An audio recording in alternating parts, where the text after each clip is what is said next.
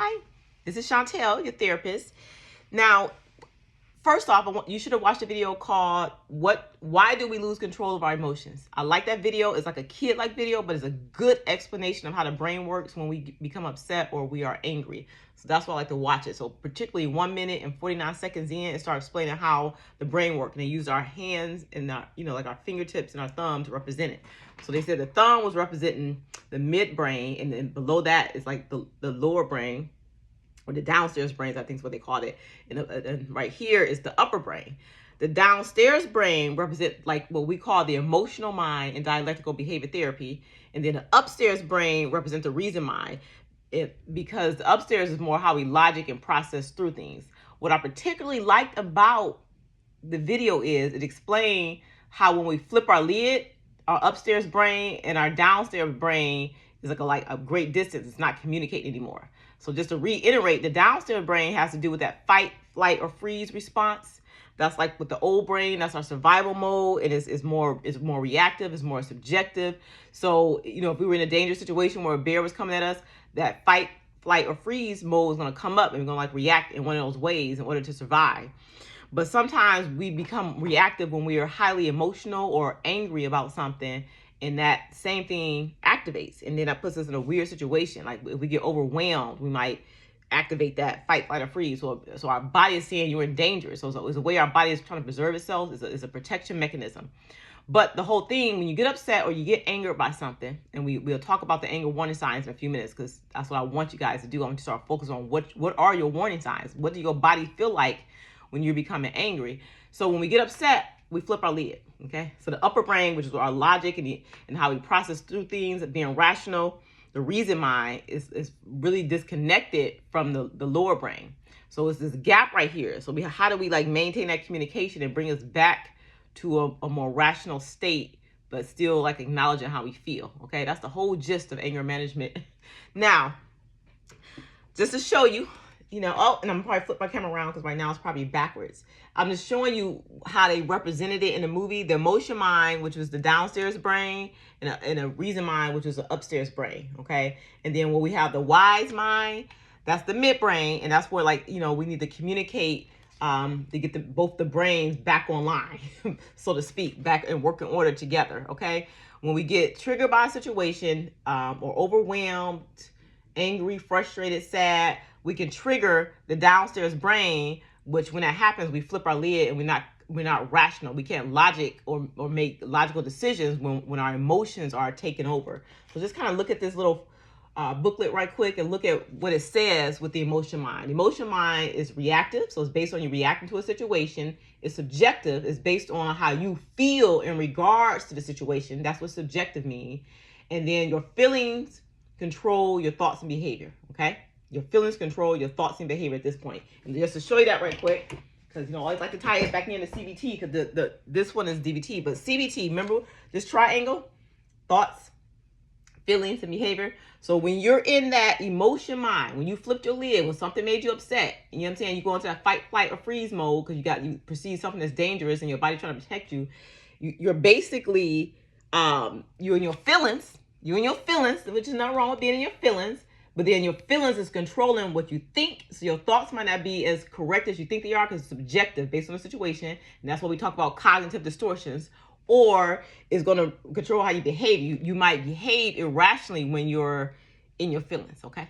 That's that. Now, when you're in your reason mind, you're more rational. I can logic through this. I'm objective. I'm taking the facts. I'm only going by the facts. I'm not adding my, comments or extra stuff in it.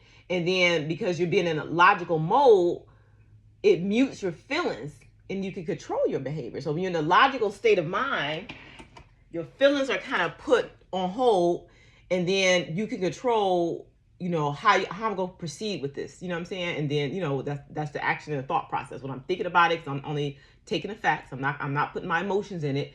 And based on that, I can calmly assess the situation, decide this how I'm going to proceed. So that's that model to show you that CBT and that dialectical behavior therapy. So it's like the same thing, but one talks about, the states of mind. Like if we say the emotion mind, that's the feelings in terms of CBT. If we say the rational mind, that's the thoughts in terms of CBT.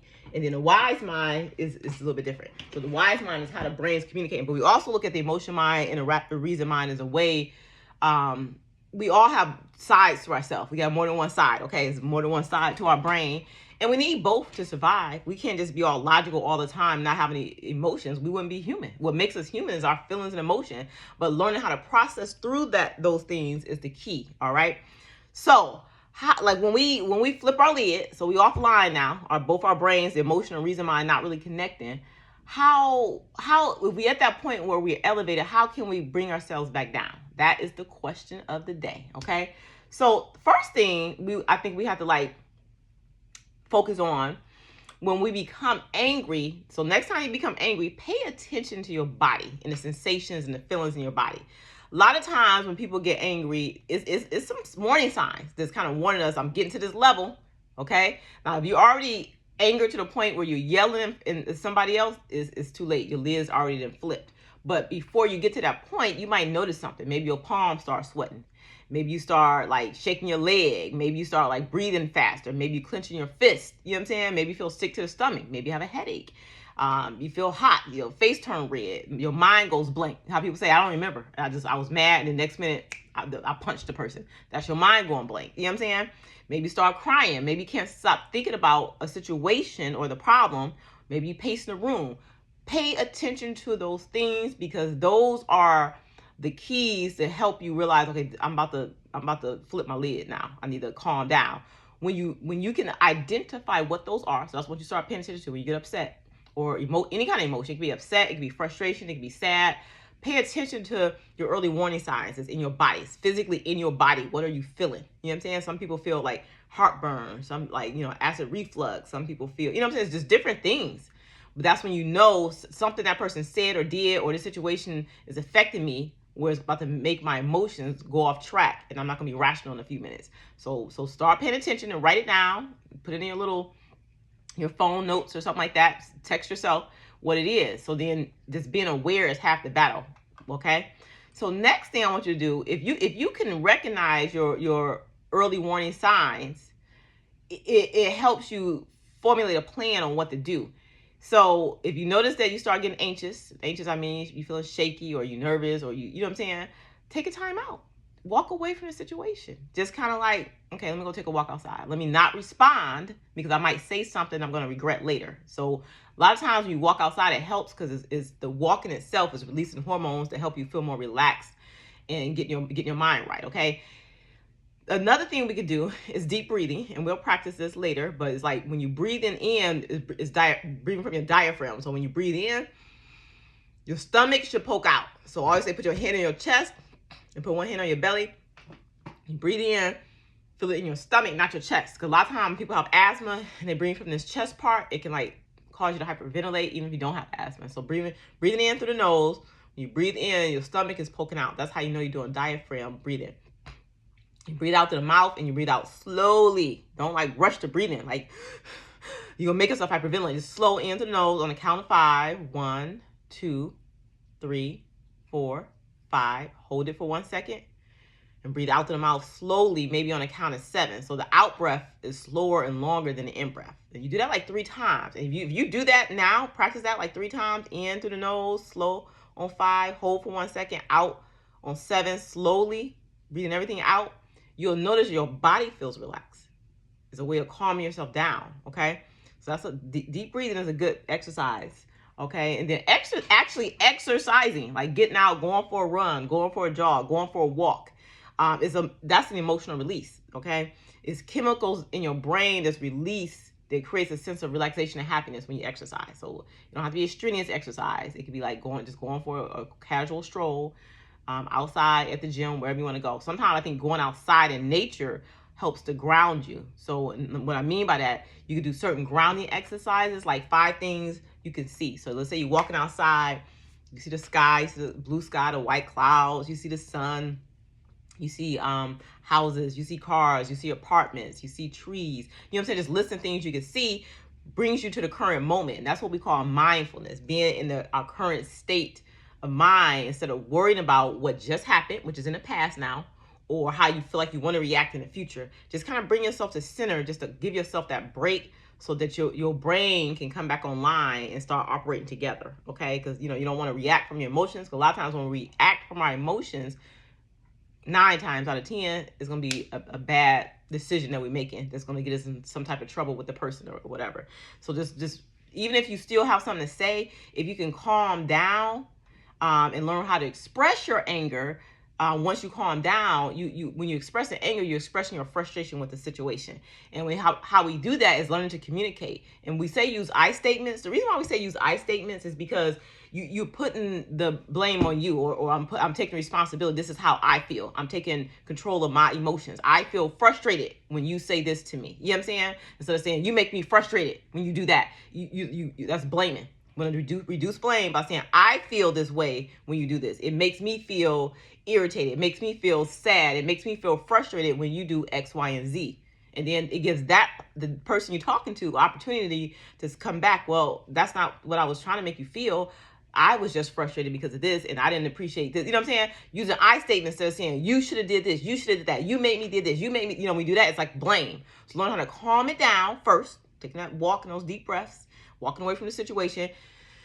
Come back in, express your emotion, express your frustration, express your sadness. And then they always say that a lot of times when we're in that heightened state and we're arguing already with somebody, anger is a secondary emotion. That's not the first emotion we felt. Anger is not normally the first emotion we feel. It's normally like sadness. And I always make the example, like if I was in a relationship with somebody I was dating and a guy said, "You wearing your hair like that?" And I'd be like, "Why? What's wrong with my hair?" And I'd be all defensive and like argumentative, right? But if I was said, "Oh, okay. I mean, I am wearing my hair like this. I mean, you don't like it? What do you mean?" Something like that. Just kind of ask a question. He was like, "Well, no, I like it. I just like it better when you wear your hair flat iron, when it's straight." You know what I'm saying? And then I'm understanding a person what they like. So having conversations instead of being defensive, what's behind my defense? So if somebody told me they didn't like my hair, I'm gonna feel insecure. So because I'm insecure, I'm defending myself. I'm going back in that fight, flight, or freeze. My body naturally wants to protect itself. You know what I'm saying? Self-preservation, that's normal. You know what I'm saying? So, but learning how to like communicate better and like kind of reduce your heightened emotion to a point where you can rationalize and try to understand the situation, because it's about understanding and communicating. That's the key. Okay, now I'm not saying let people walk over you, because it's boundaries. You don't want people to talk to you any kind of way. You don't be in an abusive relationship with people. That's a whole different video.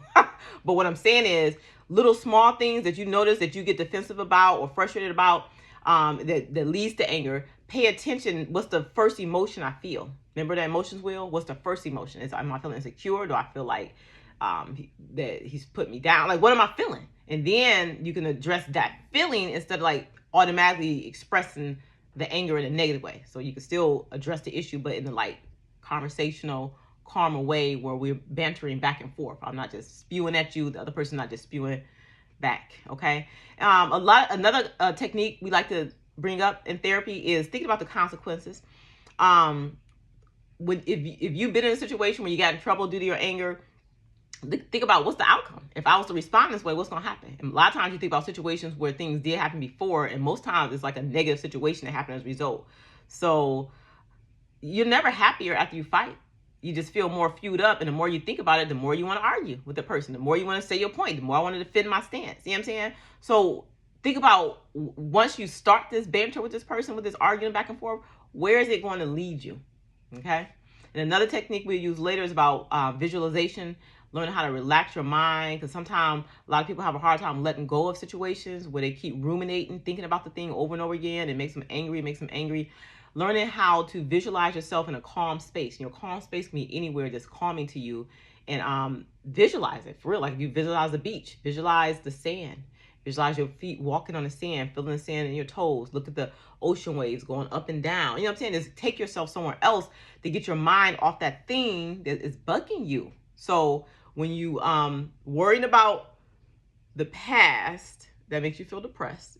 If you worried about the future, that makes you feel anxious. But being mindful and being in a moment, using like walking, exercising, visualization, finding ways to express your anger if you feel like you got to get off your chest, deep breathing, and just taking that time out, and learn how to recognize when you feel something, the early warning signs, so you can get to the root of your anger. Okay. So that is the lesson. I'm seeing this little worksheet that I kind of went over. And if you have, I want you to just, homework, I want you to start paying attention to your body sensations when you get upset, when your emotions are heightened. What do you feel? And send that to me. And also, I want you to start practicing either the breathing exercise, the visualization exercise, or grounding exercise. Now, I'll send you something to give you a basis of that, okay? All right, until next time, bye.